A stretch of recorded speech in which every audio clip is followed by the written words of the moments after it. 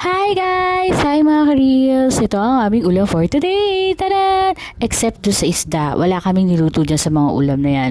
Basically, kitang-kita nyo naman, binili lang namin yung ulam na yan.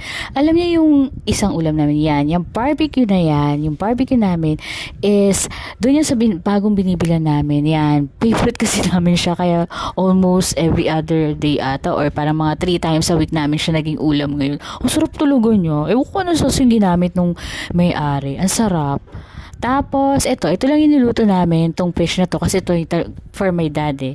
So, yan lang yung pwede niya sanang kainin. Pero, yung ano naman, yung chicken, pwede rin naman yun sa kanya. Pero, konti lang, yan. Ito, binili lang din namin, kasi may bagong nagtayo ng parang lutuan ng manok dito sa amin eh. So, dinry namin, tsaka support na rin sa kapitbahay, 'di ba? So, yun guys, kung meron kayong suggestion, comment nyo lang below. Follow me, guys, pwede na makatab na star, at kumpleto kami